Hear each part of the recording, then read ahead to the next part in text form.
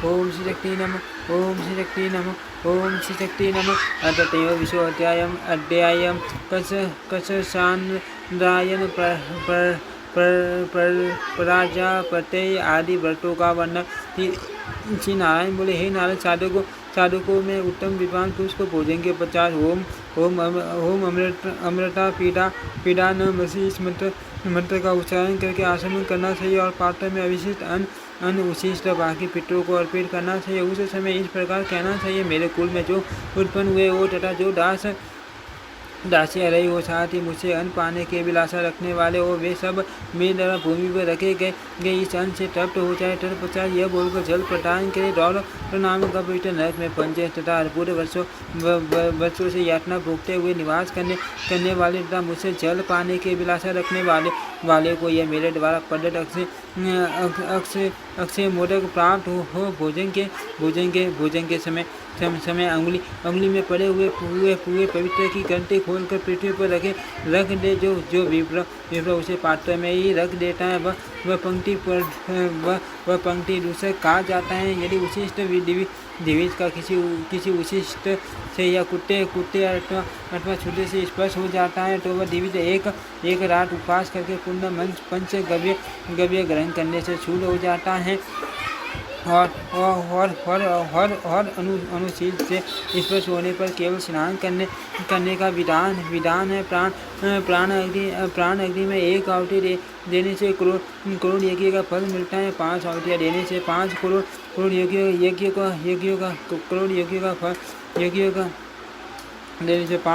का आनंद फल प्राप्त होना बताया गया है। जो मनुष्य प्राण अग्नि उत्तर बेटा को अन्न का दान करता है, उसे दाता को जो पुण्य होता है तथा भोक्ता को जो फल मिलता है वह उनको समान रूप से प्राप्त होता है। वे दोनों ही स्वर्ग प्राप्त करते हैं। जो विप्र हाथ में पवित्र साधन करके विधि पूर्वक भोजन करते हैं, उसे प्रत्येक ग्रास में पंच गव्य प्राशन के समान फल प्राप्त होता है।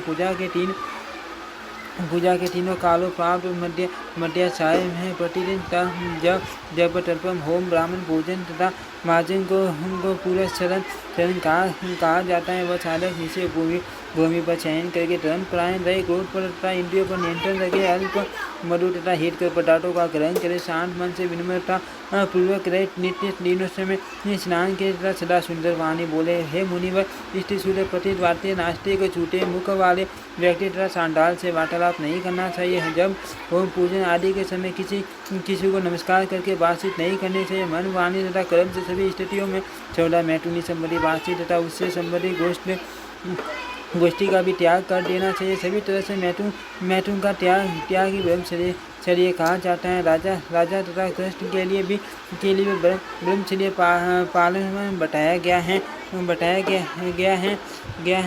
ऋतु स्नान की गई हुई अपनी भार्या के साथ ही विधि पूर्वक सहवास करना चाहिए। अपने समान वर्ग वाली पानी गति की भार्या का ऋतु काल उपस्थित जानकर ही पेट में पूर्वक रात्रि में उसके साथ गमन करना चाहिए। उससे ब्रह्मचर्य का नाश नहीं होता। तीनों दिनों का मार्जन पुत्रों की उत्पत्ति तथा यज्ञ आदि के बिना ही मोक्ष की कामना करने वाले व्यक्ति का अर्ध पतन हो जाता है। बकरी के गले के स्टंग की पार्टी उसका जन्म श्रुतियों द्वारा निष्फल बताया गया है। अतः हे विप्रेंद्र, तीनों दिनों से मुक्त होने का प्रयत्न करना चाहिए। मनुष्य देवताओं, ऋषियों तथा पितरों के ऋणी होते हैं। मनुष्य ब्रह्मचर्य द्वारा ऋषियों के तिलों का दान से, पितरों के तथा यज्ञ अनुष्ठान से देवताओं के दिन से मुक्त होता है। मनुष्यों को चाहिए कि अपने आसन संबंधी धर्मों का पालन करें। कलश सांद्रायण आदि व्रत करने वाले विद्वानों को दुग्ध फल शक विषान तथा भिक्षानन आहार पर रहते हुए जप करना चाहिए। उसे लवण, चार, अम्बल, गाजर, कांचे पात्र में भोजन, तांबुल 2 बार भोजन, दुष्टों की संगति, उन्मत्ता, श्रुति स्मृति के विरुद्ध व्यवहार तथा रात में जप आदि का त्याग कर देना चाहिए।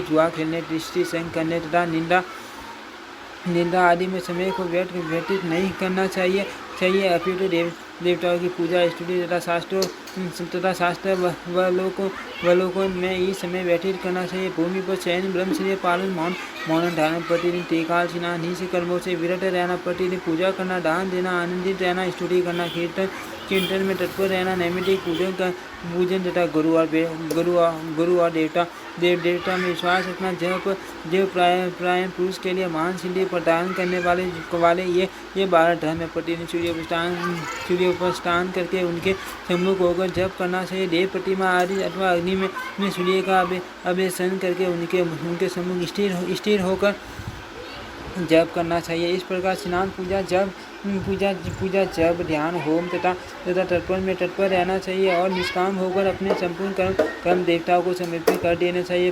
पूरा शरण करने वाले व्यक्ति को चाहिए कि वह इन पारंपरिक नियमों का पालन अवश्य करे। अतः देवी को प्रसन्न मन से जप तथा होम में लगे रहना चाहिए। उसे तपस्या अथवा अध्ययन में निरंतर और प्राणियों के प्रति दया भाव वाला होना चाहिए। मनुष्य तपस्या में सर्वम प्राप्त करता है तथा तपस्या में महान फल पाता है। स्वयं आत्मा वाला तपस्या प्रायण पुरुष दिवस शरण मारण तथा रोग संबंध आदि सभी कार्यों को सिद्ध कर लेता है। जिस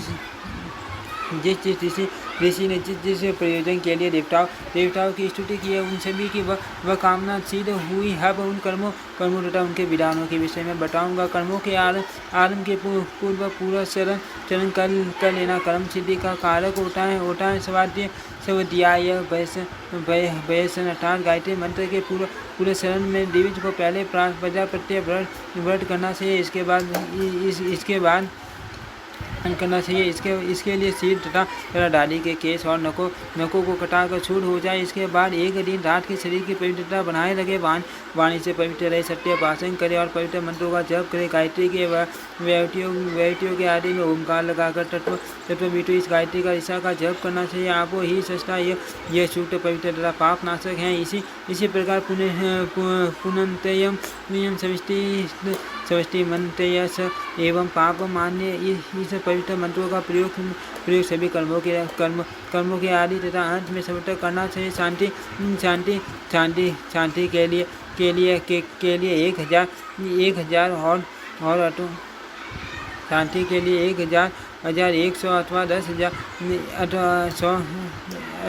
अथवा 10 बार इनका जप कर लेना चाहिए अथवा ओमकार और तीनों व्यक्तियों से गायत्री मंत्र का 10,000 जप करना चाहिए। आचार्य ऋषियों संतों तथा देवताओं को जल से तर्पण करना चाहिए। अनान्य शूद्र निर्दय पुरुषों ऋतुमती स्त्री पुत्र वधु प्रतिजनों चांडालों देवता ब्राह्मण से द्वेष रखने वाले, आचार्य तथा गुरु की निंदा करने वाले और माता पिता से द्वेष रखने वाले व्यक्तियों के साथ बातचीत न करे तथा किसी का भी अपमान न करे। संपूर्ण कष्ट व्रतों की यही विधि है जिसका अनुकूली वर्णन मैंने कर दिया है। हब कश्यप प्रजापति शांतपन प्राग शांतायन आदि कश्यप व्रतों की विधि कही जाती है। इसके प्रभाव से मनुष्य 5 प्रकार के पाठकों तथा समस्त दुष्कृतियों से मुक्त हो जाता है। तब कश्यप व्रत से मनुष्य के संपूर्ण पाप संपद में भस्म हो जाते हैं। 3 शांतरायन व्रतों को कर लेने से मनुष्य पवित्र होकर ब्रह्मलोक को प्राप्त होता है। 8 शांतरायन व्रतों से वर प्रदान करने वाले देवताओं का साक्षात दर्शन प्राप्त कर लेता है और 10 शांतरायन व्रतों के द्वारा वेदों का ज्ञान प्राप्त करके अपने सभी मनोरथों को पूर्ण कर लेता है। 3 बार प्राप्त काल 3 दिन सारी काल अथवा 3 दिन बिना मांगे प्राप्त हुआ भोज्य पदार्थ ग्रहण करे। इसके बाद 3 दिनों तक कुछ भी नहीं ग्रहण करना चाहिए। इस प्रकार से दिविज को प्रजापत्य व्रत करना चाहिए। प्रथम दिन गोमूत्र गोमेय गोदुगर्द दधि गर्द तथा कुशोदक को एक में सम्मिश्रित करके पी ले। फिर दूसरे दिन उपवास करे। यह कसर शांत ये कसर शांतपन व्रत कहा जाता है। 3 दिनों तक एक ग्रास पाप काल तथा 3 दिनों तक एक ग्रास सारे काल और 3 दिनों तक आयासित रूप से एक ग्रास ग्रहण करना चाहिए और 3 दिनों तक उपवास करना चाहिए। इस प्रकार दिवस को आर्टिकस व्रत करना चाहिए। इस व्रत के नियमों का 3 गुणी रूप से पालन करना माँ शांतपन व्रत कहा गया है। इसी प्रकार तब तक कल से व्रत का अनुष्ठान करने वाले विप्रों को चाहिए कि समाहित होकर तीन दिनों तक क्रम से उष्ण जल, उष्ण दूध, उष्ण घृत तथा उष्ण वायु के आस पर रहे और एक बार स्नान के नियम पूर्वक केवल जल पीकर रहना। प्रजापति व्रत की विधि कही गई है मन को अधिकार में रखना परमट्ट की पाठी आश्रय न करना तथा 12 दिनों तक उपवास करना, यही पराग नामक कस्य व्रत है। ये समस्त पापों को नष्ट करने वाला है। अब सांदरायण व्रत की विधि कही जा रही है। कृष्ण पक्ष में एक ग्रास कम करके तथा शुक्ल पक्ष में एक ग्रास बढ़ाकर आहार ग्रहण करना चाहिए तथा अमावस्या के दिन भोजन नहीं करना चाहिए। इस प्रकार की विधि का सांदरायण व्रत में पालन करना चाहिए। इसमें तीनों समय स्नान करने का विधान है। इन सभी नियमों का पालन सांदरायण व्रत का क्या है। प्रातः काल स्नान आदि करते संपन्न कर वित प्रातः 4 ग्रास भोजन करें तथा सूर्यास्त हो जाने पर भी 4 ही ग्रास ग्रहण करें। इसे शिशु सांदरायण व्रत कहा गया है। सही आत्मा वाले पुरुष को मास पर्यंत दिन के मध्य काल में अवश्य के 8 ग्रास करने चाहिए। इसे यति सांदरायण व्रत कहते हैं। रुद्र, आदित्य, वसुगण, मरुदगण, पृथ्वी तथा सभी कुशल देवता इस व्रत का अनुष्ठान सदैव करते रहते हैं। विधि विधान से क्या किया। यह व्रत साढ़ रात्रि में शरीर की तपस्या, रक्त, मांस, अस्थि, मेद, मज्जा तथा वसा इन धातुओं को एक करके पवित्र कर देता है। इस प्रकार 60 रातों में वह व्रती शुद्ध हो जाता है। इसमें संदेह नहीं आते। व्रती को चाहिए कि इन व्रतों के द्वारा पवित्र मन वाला होकर सदा सत्कर्म करता रहे। इस प्रकार शुद्धि को प्राप्त हुए मनुष्य के सभी कार्य सिद्ध हो जाते हैं। इसमें कोई संशय नहीं है। मनुष्य को विशुद्ध आत्मा सत्यवादी तथा जितेंद्रिय होकर कर्म करना चाहिए। तभी वह अपने संपूर्ण अभिलषित कामनाओं की प्राप्ति करता है। इसमें संदेह नहीं है। संपूर्ण कर्मों से अनासक्त होकर पहले तीन उपवास रखें अथवा 3 दिन केवल रात में भोजन करें। इसके बाद कार्य का आरंभ करें। यह विधान का पूरा चरण का फल प्रदान करने वाला कहा क्या है। हे देवऋषि, इस प्रकार मैंने संपूर्ण वांछित फल प्रदान करने वाले तथा महान पापों का नाश करने वाले गायत्री जी पुरुषरण का वर्णन आपसे कर दिया। मंत्र साधक को आरंभ में शरीर की शुद्धि करने वाला व्रत करना चाहिए। इसके बाद ही ये पुरुषरण प्रारंभ करना चाहिए। तभी साधक संपूर्ण फल का भागी होता है। हे नारी, इस प्रकार मैंने पूरे शरण का ये गोपनीय विधान आपको बता दिया है। इसे दूसरे को नहीं बताना चाहिए, क्योंकि ये श्रुतियों द्वारा सार कहा गया